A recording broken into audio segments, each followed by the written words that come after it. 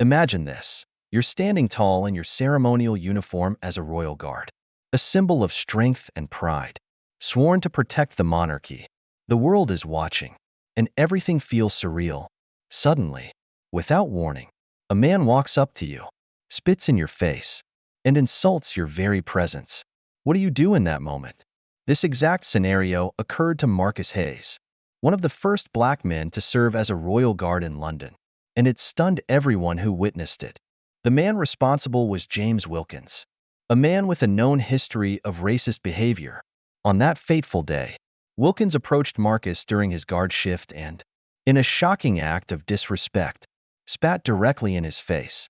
The onlookers were in disbelief, but Marcus, instead of retaliating or showing anger, did something that left everyone speechless. He remained completely composed. His calmness in the face of such blatant disrespect turned him into an unexpected symbol of dignity and strength. This wasn't just about the immediate shock of the incident. It was a testament to Marcus's resilience, his unwavering sense of duty, and his ability to rise above hatred. What happened next set the stage for a confrontation much bigger than just one man's spat in the face. But what did Marcus do after that?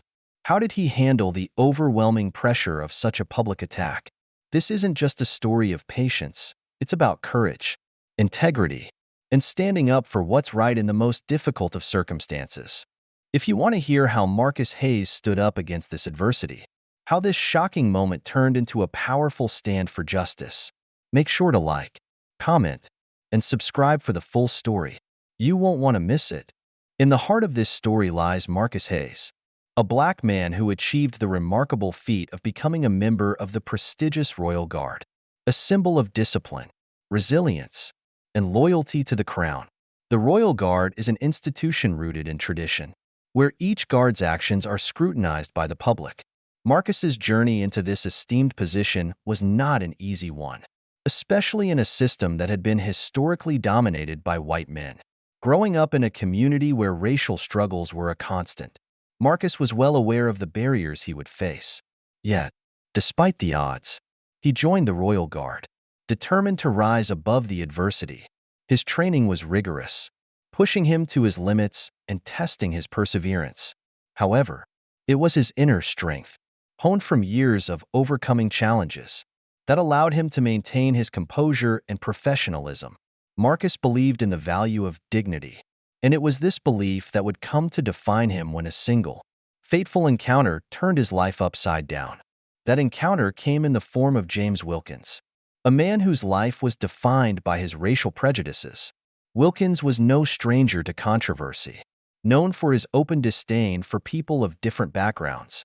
His arrogance and sense of superiority were evident in everything he did. For him, the idea that a black man could stand as a representative of the Royal Guard was something he could not accept. On the day that would change everything, Wilkins, emboldened by his own hatred, approached Marcus while he stood stoically on guard duty. In a moment of sheer disrespect, he spat in Marcus's face, an act that was not just an insult to one man, but a public challenge to everything Marcus had worked for.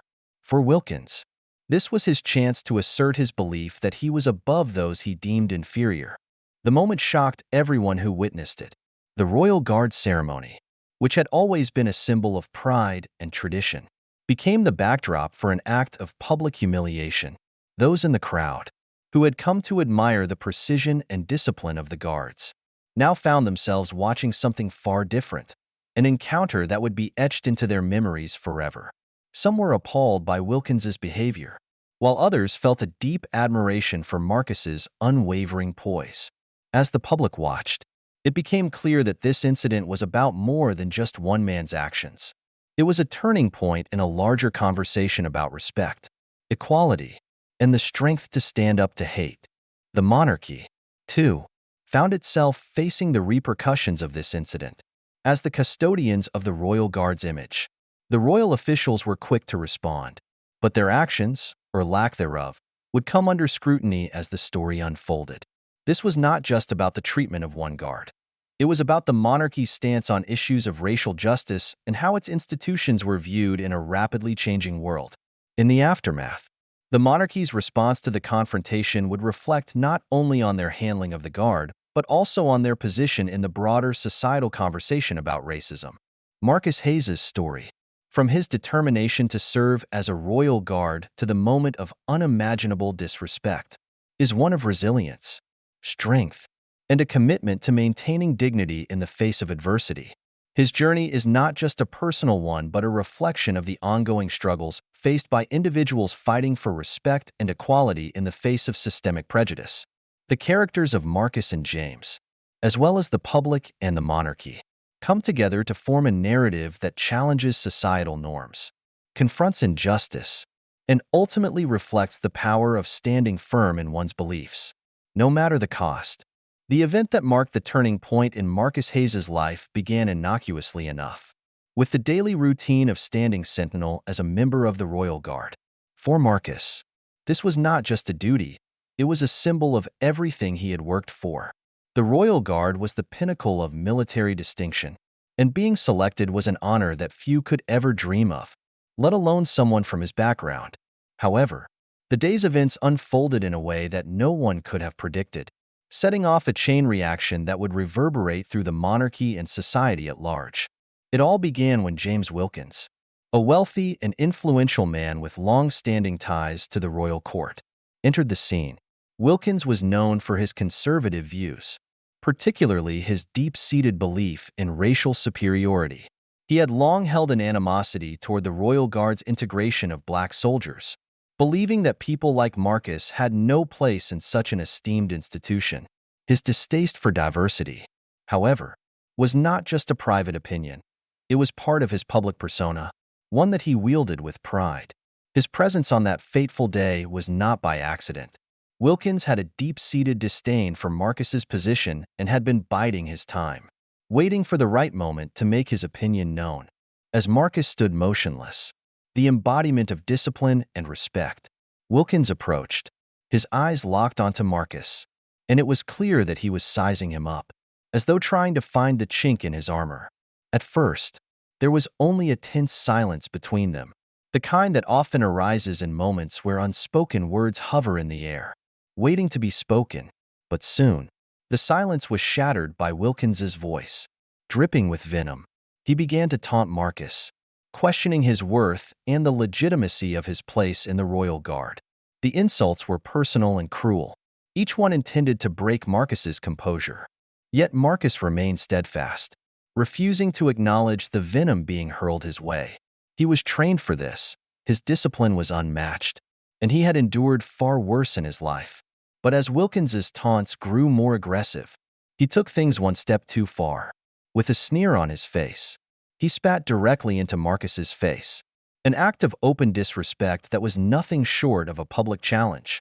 The crowd that had gathered to witness the ceremony froze. The noise of the surroundings fell away, and for a brief moment, the only thing that existed was the interaction between Marcus and Wilkins. The crowd's reaction was instantaneous, but divided. Some gasped in shock, horrified by the blatant disrespect, while others, particularly those who shared Wilkins's views, seemed to find a twisted satisfaction in the act. But the overwhelming response was one of disbelief. It was a moment that seemed to defy reason, one that questioned the very nature of authority, respect, and dignity in the context of the Royal Guard. Marcus, however, stood frozen, his face expressionless as the saliva from Wilkins's spit dripped down his uniform. His mind raced, but his body remained still, the very image of restraint and control. The tension in the air was palpable as Marcus wiped his face clean with his sleeve. Without so much as a flinch, his actions, or lack thereof, spoke volumes to those around him. It was clear that this was not a simple act of disrespect. It was a direct challenge to Marcus's sense of identity, to the values that he had worked his entire life to uphold. The spat was not just an attack on Marcus as an individual. It was an attack on the very idea of black men serving in the Royal Guard, on the notion that the monarchy had made strides toward racial inclusivity. As Marcus continued to stand tall, his pride unbroken, whispers began to ripple through the crowd. Some expressed admiration for his strength, for his refusal to be drawn into a confrontation.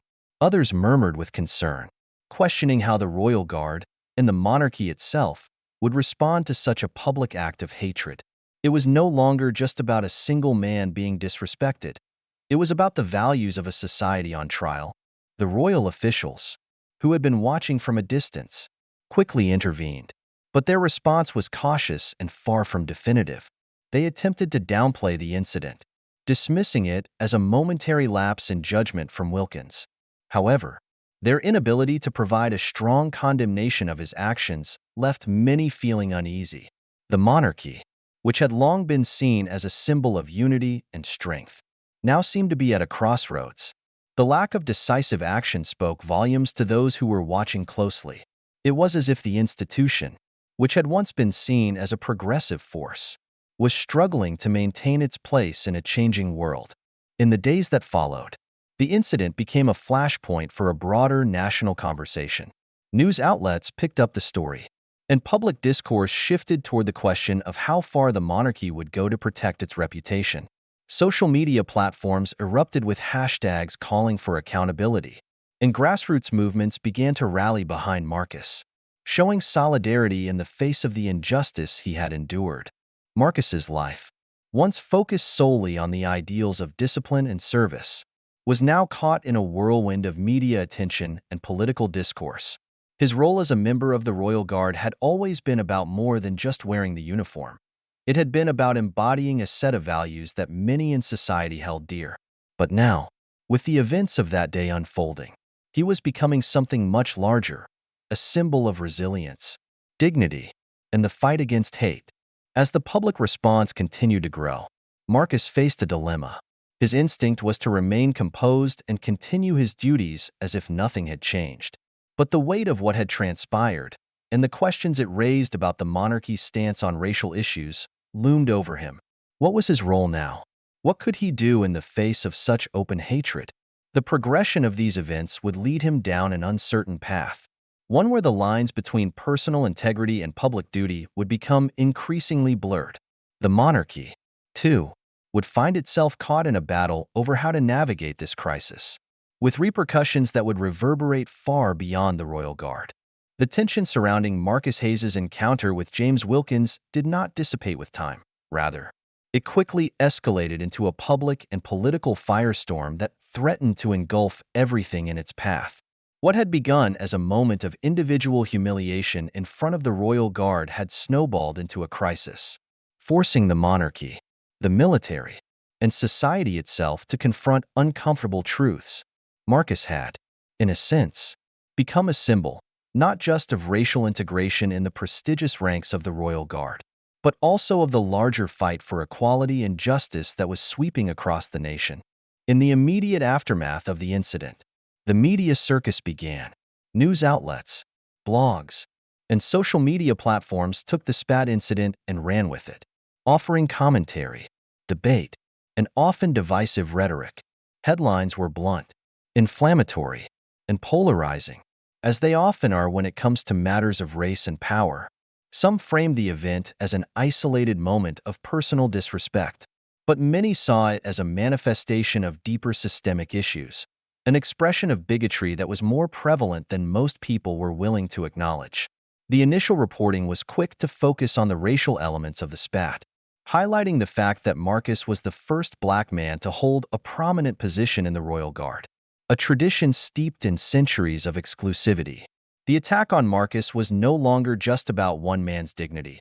It was an assault on the very notion of progress and inclusion within the elite institution of the monarchy. Wilkins's behavior had ignited a national conversation about racism, privilege, and power. On one side of the debate were those who viewed the Royal Guard as a symbol of an ancient and unchanging order, a bastion of tradition that should remain free from the interference of modern social movements. They saw Marcus's place in the Guard as something less than earned, as if his position had been a concession to appease the growing demands for diversity. This faction viewed Wilkins's actions as an unfortunate but understandable reaction to a changing world, believing that the monarchy's foray into racial inclusivity was a betrayal of its legacy. On the other side were the people who saw the spat as a direct assault on everything they had fought for in the past few decades, the slow but steady progression toward a more just and equal society. These individuals viewed Marcus's dignity as a symbol of the broader struggle for racial equality, and the incident with Wilkins became a flashpoint for all of the anger and frustration that had been building up in marginalized communities for years. As the media circus roared on, the monarchy was left with little room to maneuver. The royal family had long been regarded as a unifying force, a symbol of strength and stability in the face of national challenges. But now, with the royal guard at the center of a debate over racism, it was clear that the monarchy had failed to remain above the fray. Public pressure mounted for the monarchy to issue a statement condemning Wilkins's actions and affirming its commitment to diversity and inclusion. The lack of a decisive response from the royal court only deepened the divide, leaving many questioning the monarchy's true stance on issues of race and equality. The royal family's hesitation to intervene only gave fuel to those who saw this incident as the latest example of institutional racism. Calls for boycotts and protests intensified, with activists demanding that Wilkins be held accountable for his actions. The growing calls for accountability put immense pressure on the monarchy to act. But even as the media storm raged on, the situation inside the royal guard itself was growing increasingly tense. Members of the guard, who had once been united in their sense of purpose and duty, were now divided. While many stood by Marcus and supported his refusal to engage with Wilkins's insults, others were uncomfortable with the public attention the incident had brought. Some felt that Marcus's refusal to retaliate had placed the royal guard in an impossible position, where its neutrality had been shattered by an individual act of defiance. These internal divisions within the royal guard reflected the larger cultural clash that was unfolding within society. While some embraced the idea of change and progress, others viewed it as a threat to the traditions they held dear. This discord came to a head when an anonymous letter surfaced, purportedly from within the royal guard, which criticized Marcus for what was perceived as his failure to defend himself. The letter's contents were leaked to the press, and it quickly became a symbol of the divide within the institution. The anonymous author argued that by allowing Wilkins's actions to go unchallenged, Marcus had set a dangerous precedent for future generations of soldiers. The letter's publication sent shockwaves through the royal guard, and its contents were discussed heatedly within the ranks. Some soldiers, who had long harbored resentment toward the increased racial diversity within the guard, saw the letter as a validation of their views. Others, particularly the more progressive members, were appalled by the lack of solidarity within their ranks. Meanwhile, the protests and public outcry intensified. On the streets, people marched in support of Marcus, chanting his name and calling for justice. Social media campaigns sprang up overnight, calling for the immediate dismissal of James Wilkins from any royal association, while also demanding the implementation of policies that would ensure greater accountability and diversity within the monarchy. The royal guard, once seen as a bastion of tradition and strength, was now viewed as a battleground for cultural and political change. Its reputation, built over centuries, was being slowly eroded by the very controversy that had originally been sparked by one man's disdain. As the royal family struggled to keep up with the increasingly polarized environment, Marcus found himself caught in the middle of a storm he could not control. Despite his public composure, he was deeply affected by the escalation of events. The once simple act of standing as a member of the royal guard had now thrust him into the heart of a national debate. He could no longer simply be a soldier. He had become the face of a movement, an emblem of the struggle for racial equality that had been bubbling under the surface of British society for decades. Yet the escalation of tensions was not just limited to the public and political realms. In the quiet moments, Marcus began to wrestle with his own identity. What did it mean for him, personally, to be at the center of this storm? How could he reconcile his unwavering commitment to duty with the growing sense that his very presence in the royal guard had become a symbol of larger cultural shifts he wasn't sure he fully understood? This internal conflict added another layer to the already fraught situation. With the eyes of the nation on him, Marcus found himself questioning not only his place within the royal guard, but also the broader implications of his role as a public figure. The pressure mounted from all sides, and with every passing day, the tension grew ever more palpable. The stakes had risen far beyond the original incident. And now, the future of the monarchy, the royal guard, and the nation's cultural identity hung in the balance. As the pressure on Marcus Hayes and the royal guard continued to mount, a sudden turn of events threatened to completely alter the trajectory of the conflict. Just as the media frenzy reached its peak and the monarchy's hesitance to take a strong public stance seemed like a sign of weakness, a mysterious development emerged that no one could have predicted. The story that had been spiraling toward an inevitable confrontation took a dramatic twist, one that would shift the focus from the ongoing debate over race and privilege to a much darker, more insidious conspiracy lurking beneath the surface. It began with an unexpected meeting. Marcus, having already become a focal point of the national conversation, was invited to a private audience with the Queen herself. The invitation came as a surprise, especially considering the royal family's reluctance to engage publicly with the controversy. But behind the closed doors of Buckingham Palace, it was clear that something was at stake that transcended the issues of race and diversity that had been dominating the headlines. The Queen, who had been deeply concerned about the growing unrest, expressed her admiration for Marcus's composure during the crisis, acknowledging the toll it had taken on him. However, the tone of the conversation quickly shifted as she revealed that there were forces within the monarchy and beyond that were orchestrating the entire scandal, manipulating public opinion to sow division and undermine the monarchy's authority. The revelation sent shockwaves through Marcus's mind. He had always suspected that there were factions within the royal guard who resented his presence, but he had never imagined that such an elaborate and coordinated effort was at play. The Queen's words painted a chilling picture of a shadowy network of individuals with ties to influential members of the royal court, military officials, and even high-ranking members of the media. These individuals were working in concert to destabilize the monarchy from within, using Marcus's rise as a symbol of change to stir tensions and provoke a crisis that could be exploited for political gain. The Queen's confession was only the beginning of a series of revelations that would turn everything Marcus thought he knew about the royal guard, the monarchy, and the society he was sworn to serve upside down. It was revealed that James Wilkins, the man who had publicly humiliated Marcus, was not acting alone in his outburst. In fact, Wilkins had been covertly manipulated and encouraged by a group of conspirators who saw his racial animus as a useful tool to ignite the conflict that would tear the monarchy apart.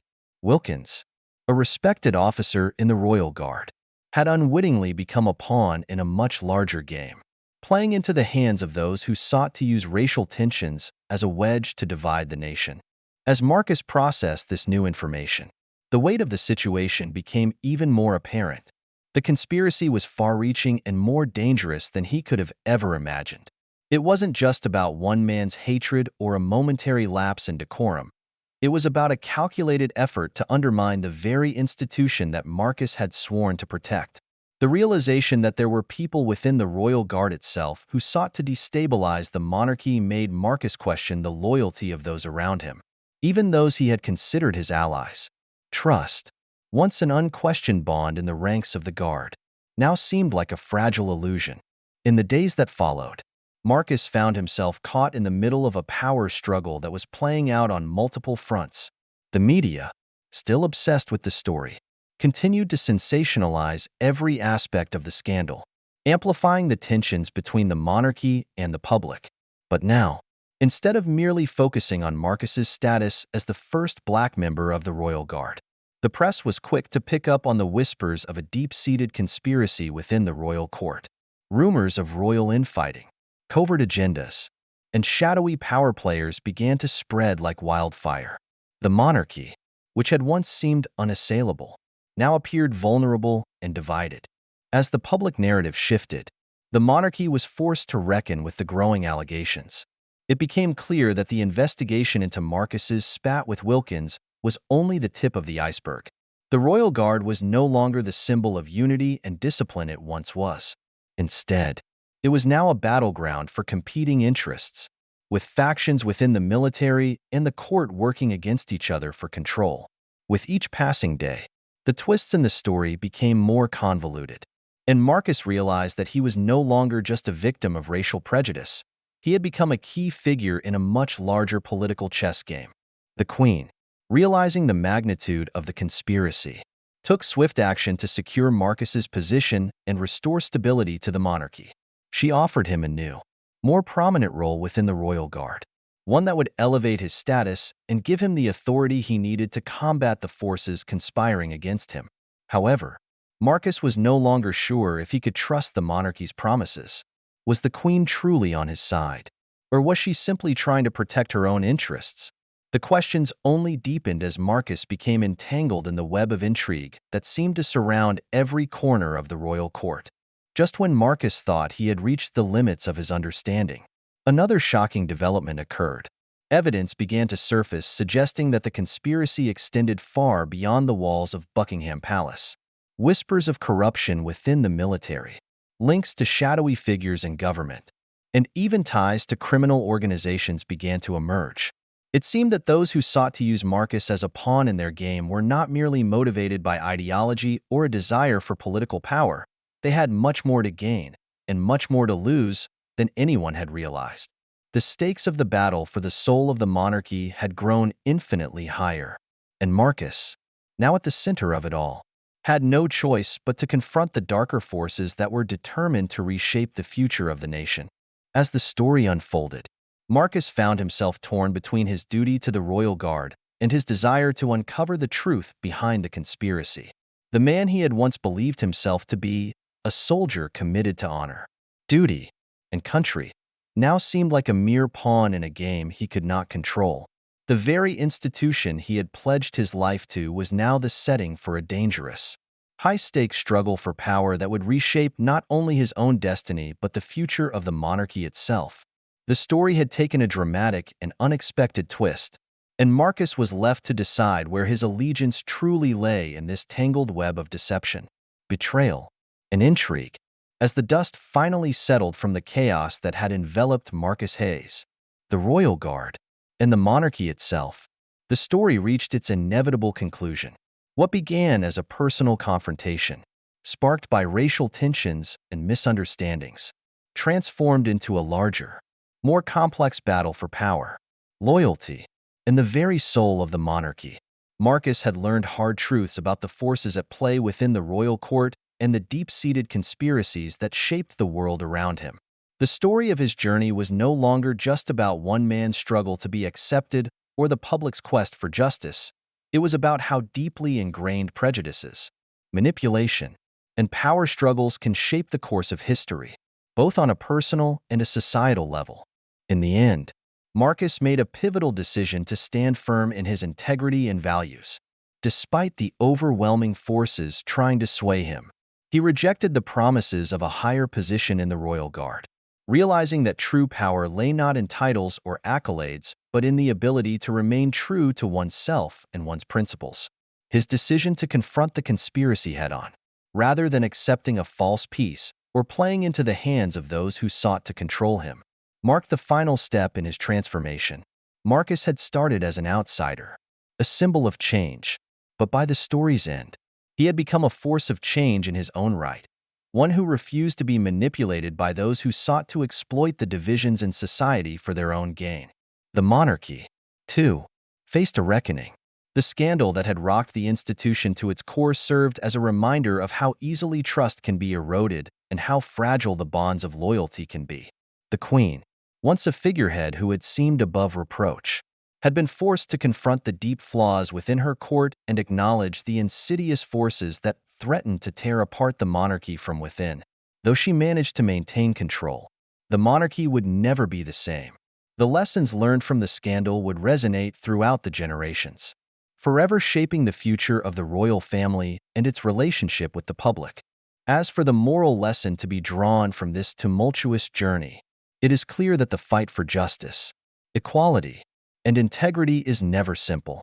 Marcus's story reminds us that standing up for what is right often requires tremendous sacrifice and courage, especially when the forces of manipulation, prejudice, and corruption are arrayed against us.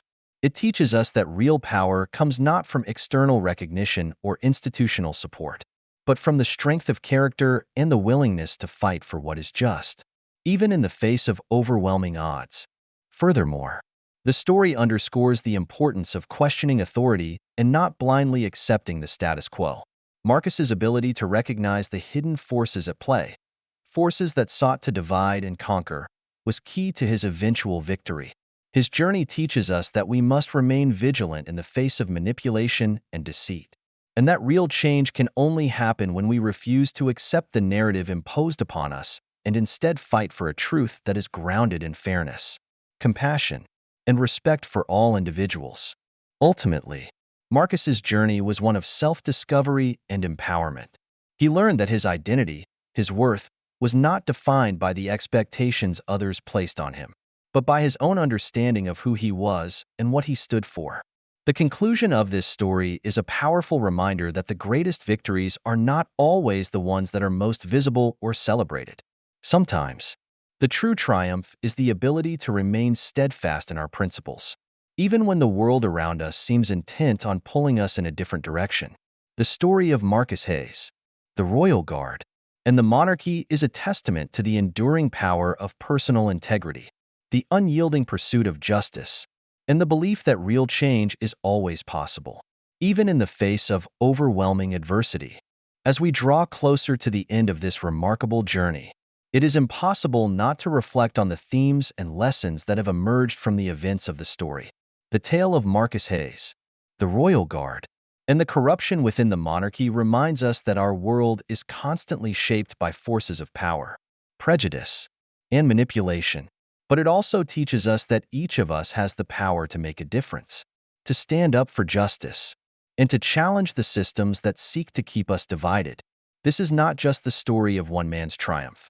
It is a call for all of us to examine the world around us and ask ourselves what we can do to bring about change, both on a personal level and within the larger systems that govern our lives. This is where you, the reader, come in. The lessons learned from Marcus's journey are not confined to the pages of this story. They are lessons that transcend fiction and speak to the heart of the challenges we face in our own world.